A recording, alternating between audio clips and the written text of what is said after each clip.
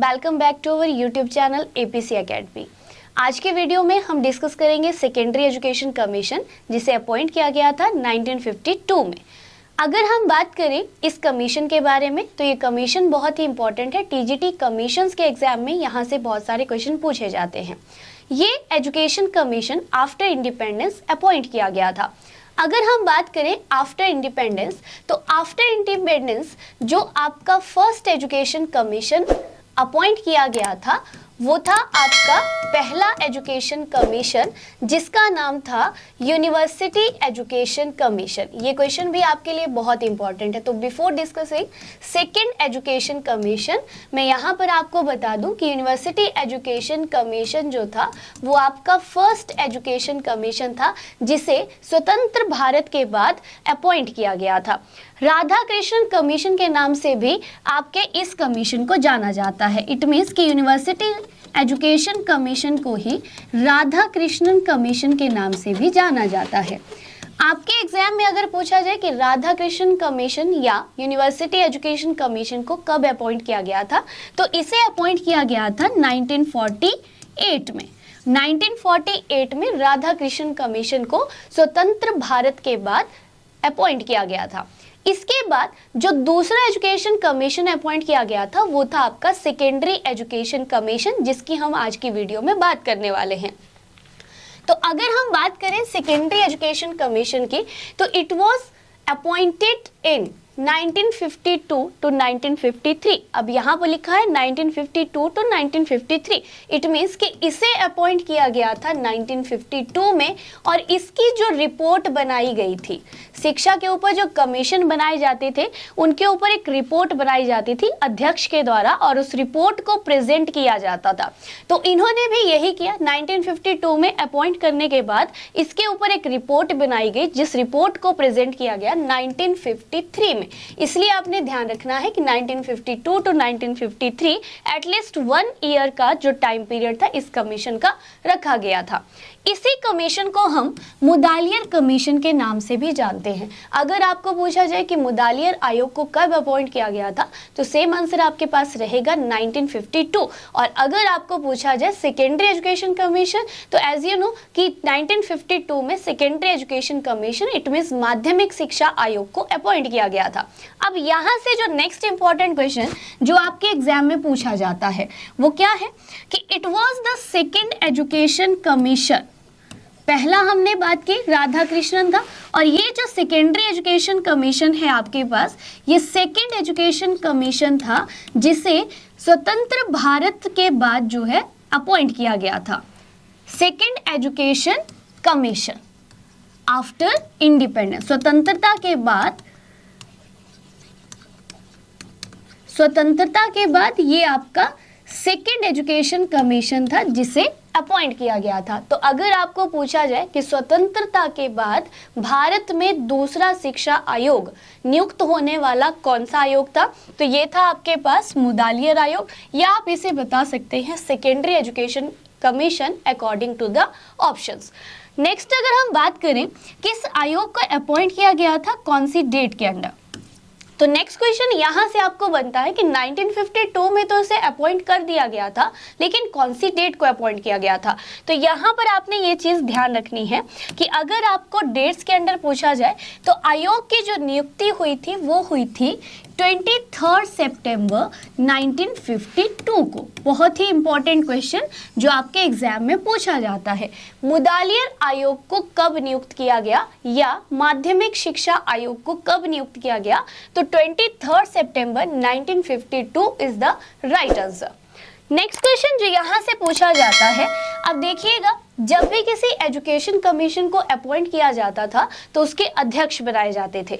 अब वही इसी तरह से यहाँ पर अगर हम बात करें कि इस कमीशन के अध्यक्ष कौन चुने गए थे, तो इस कमीशन के जो अध्यक्ष थे वो थे डॉक्टर A.L. स्वामी मुदालिया। इसके जो अध्यक्ष चुने गए थे वो थे A.L. Swami Mudaliar, it means Lakshman Swami Mudaliar. अब देखिएगा इनके नाम का जो सरनेम है वो क्या है, मुदालियर। इट मीन्स कि इसको इन्हीं के नाम पर दूसरा नाम दिया गया था, मुदालियर कमीशन। किसी भी कमीशन का जो पेट नेम है वो उसके चेयरमैन के नाम पर दिया जाता था।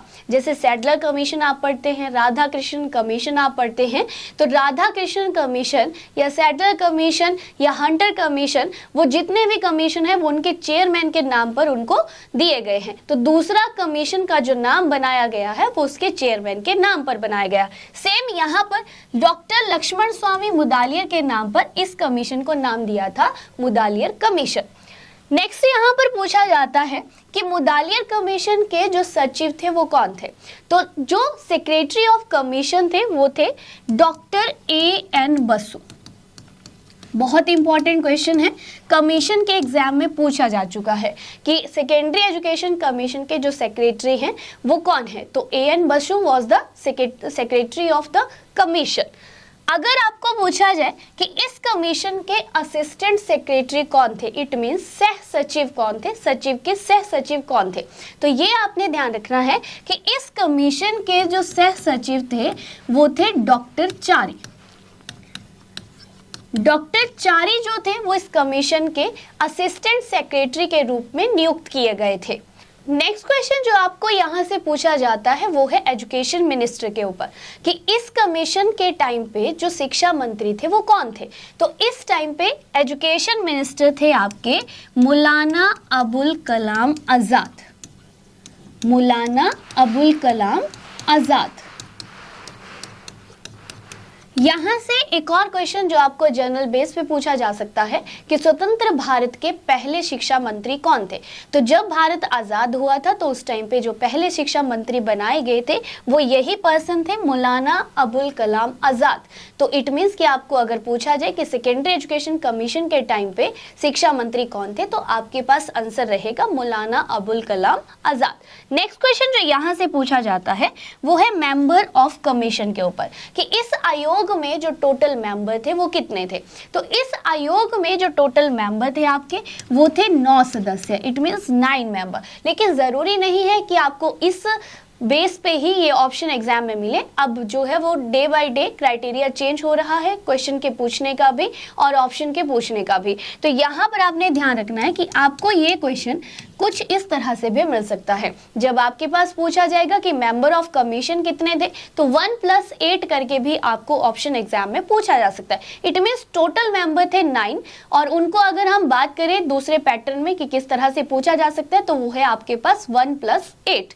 अब यहाँ पर 1 का मतलब क्या हुआ और 8 का मतलब, ये जो 1 है वो हुए खुद अध्यक्ष। 1 का मतलब हुआ अध्यक्ष जो इस कमीशन के अध्यक्ष बनाए गए थे, और ये जो 8 है 8 क्या हो गए, other members. Other members. Next question जो यहाँ से पूछा जाता है वो है आपका प्रेजेंटेशन ऑफ रिपोर्ट। अब मैंने कहा कि जब भी कोई कमीशन अपॉइंट किया जाता था तो उसके ऊपर कोई रिपोर्ट बनाई जाती थी। अब इन्होंने भी क्या किया, एक साल में अपनी रिपोर्ट को बनाया और उसे प्रेजेंट किया। अब प्रेजेंट कब किया ये क्वेश्चन एग्जाम में पूछा जाता है। तो आपको पूछा जाएगा कि सेकेंडरी एजुकेशन कमीशन के अंडर अपनी रिपोर्ट को कब प्रेजेंट किया गया था। तो यहाँ पर आपने ये ध्यान रखना है कि इन्होंने अपनी रिपोर्ट को प्रेजेंट किया था 29 अगस्त 1953 में। अगर पूछा जाए कि इस रिपोर्ट को प्रेजेंट कब किया गया था तो 29 अगस्त 1953 में इसे प्रेजेंट किया था। बहुत इंपॉर्टेंट क्वेश्चन जो एग्जाम में पूछा जाता है।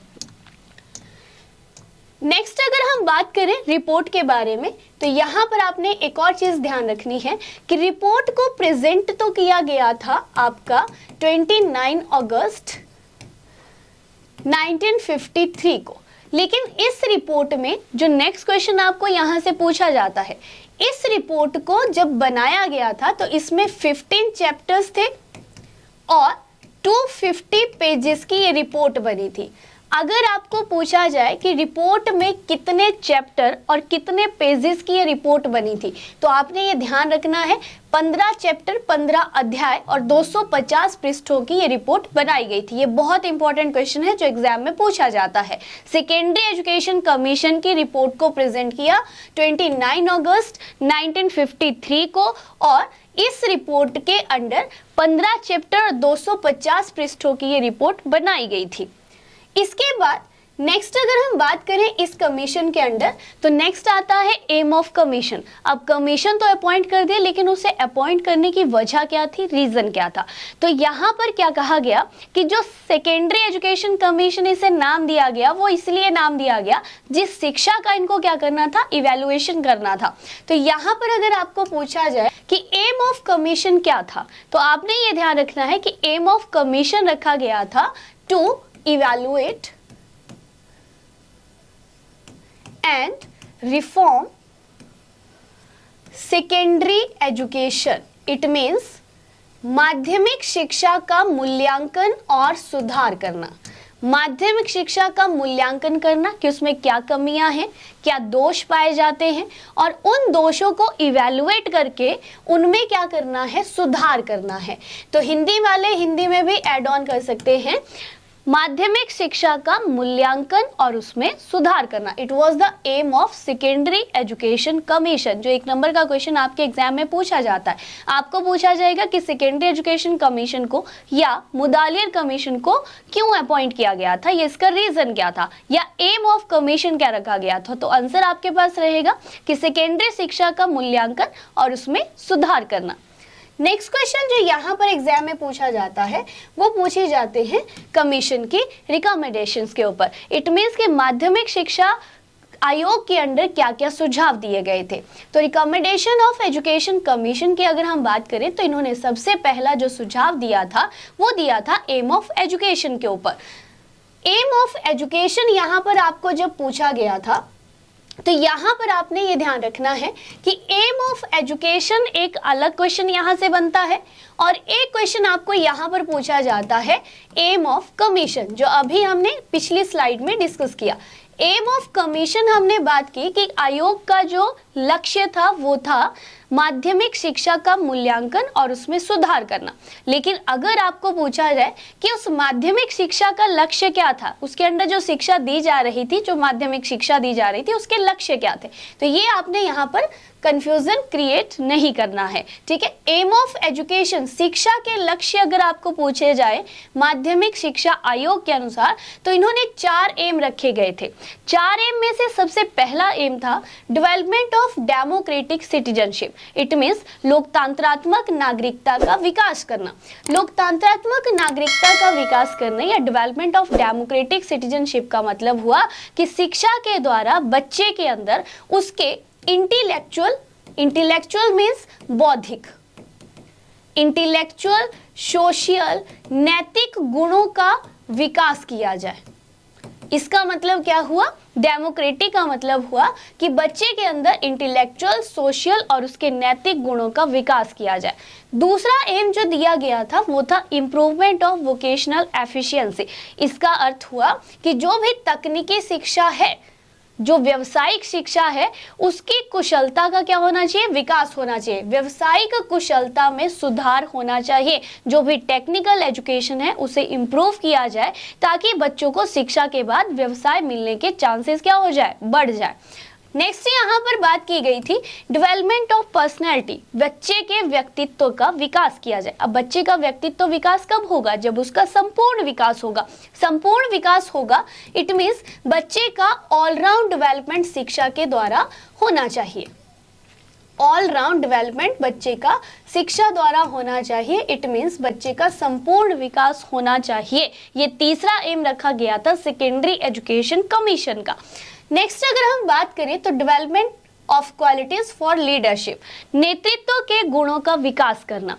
बच्चे के अंदर जो है उसे इस तरह की एजुकेशन दी जाए कि उसके अंदर नेता की क्वालिटीज, मतलब उसके नेतृत्व के गुणों का क्या हो सके, विकास हो सके। रिकमेंडेशन के अंदर हमने डिस्कस किया हमारा पहला पॉइंट, जिसमें हमने बात की एम ऑफ एजुकेशन की। बाकी के रिकमेंडेशन हम डिस्कस करेंगे अपनी नेक्स्ट वीडियो में। आई होप आपको आज का लेक्चर पसंद आया होगा। वीडियो पसंद आया तो वीडियो को लाइक करें, शेयर करें और हमारे चैनल को सब्सक्राइब करें। Thank you everyone.